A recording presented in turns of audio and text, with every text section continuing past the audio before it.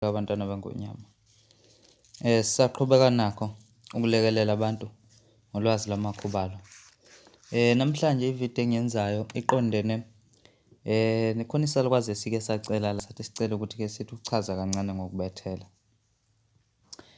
Le nduku engizoyikhipha namhlanje isibethelo, kodwa hhayi ukuthi isibethelo okuthiwa angeke uphinde ubethele, cha.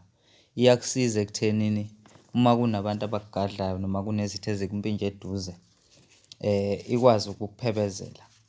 Le ntelezi-ke bakwethu ikhona lapha ekhaya siyayenza, kodwa nawe ungasithakela ekhaya uma wukuthi umuntu onawo amakhubalo. Okay, ake siqale lana-ke le ntelezi yethu siyiqale ekuqaleni. Okay, bantwana bekhehla, uzoqala kanje. Uzongitholela induku abathi uJundu Mlahleni. Thatha uJundu Mlahleni uyihlanganise noMlahlankosi. Hlanganise lezi nduku zombili uchele ngazo egcekeni kuqala. Sachela ngalezi nduku, ucele iy'nsuku zibe yisikhombisa. Maqede bese ungihlanganisela le ntelezi. Le ntelezi-ke inamandla bakwethu, abantu bengayithathi kancane. Uzobe usungithathela impindamshaye. Thatha impindamshaye yakho ekhala igazi noma bisiyomile ilungile. Vele izosebenza seyomile. Uthathe umthathe wakho. Uthathe umathinta wakho. Imithi le engikhuluma ngayo, umthathe, umathinta, impindamshaye. Imithi yakho ozoyithatha la. Maqede bese uthola umsila kaCamu. Umsila kaCamu kufanele ungitholele wona noma ithambo lakhona elilodwa nje. Bese ungitholela nesikhumba senja yolwandle. Uma ungenaso isikhumba senja yolwandle, ngitholela igobolondo lofudo lentaba oselulidala nje. Okay, uyazimikisa lezi zinto uzifaka ebhodweni lesiZulu. Uyazimikisa noma ngabe ukugqulile noma awugqulanga akunankinga, ukumikisa ndawonye ufake kuleli bhodo lesintu leli. Bese unquma iqhude elibomvu. Ufake igazi khona la kuleli bhodo mbijana, ufake nenyongo yakhona, ufake imizwezo yaleli qhude bese ufaka nekhanda laleli qhude leli. Ishise lento ibe umlotha. Ishise lento ibe insizi nje emnyama. Uyigqule bese uyayisefa.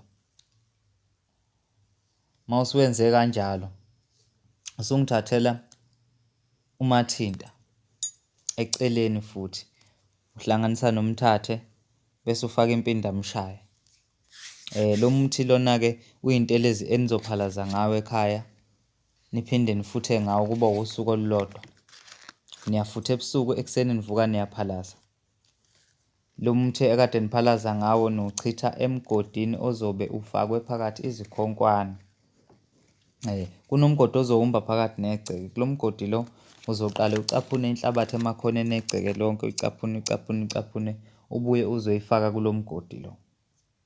Lo mgodi uzongitholela iy'khonkwane zomviyo. Umviyo bathi abanye umntulwa.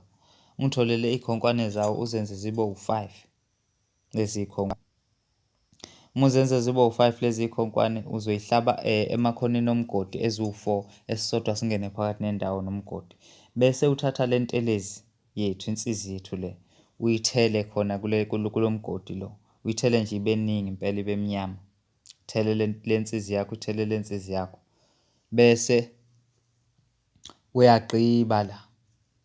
Usufake namahlanzo ababonke abantu abalapha ekhaya kanye nemanzi nentelezi akade begeza ngayo beqeda ukugquma. Usuthatha le nsizi enye encane esalile yalezi ithako ebesikhuluma ngazo kule ntelezi yethu, la uhlanganise khona impindamshaye, umthathe, umathinta, osufaka umsila kaCamu, ithambo, osuzongifakela isikhumba senja yolwandle. Thatha leyo nto ubagcabe ngayo umzimba wonke ekhaya. Ubagcabe umzimba wonke ngaleyo nsizi leyo. Uyobe sewusebenzile-ke lapho, bobe sebeqinile abantu ekhaya. Uma ukhona onithintayo lapho uyovela obala. Njengoba sifake iy'nduku ey'fana nomathinta. Le ntelezi-ke bakwethu abantu bengayeyi bengayithathi kancane. Intelezi enamandla eyenza izinto zenzeke. Baningi abantu baphilisa le ntelezi. Uma wukuthi unesifiso sokuthi uyithole lapha ekhaya, siyakwazi ukukuposela uma umuntu oqhelile.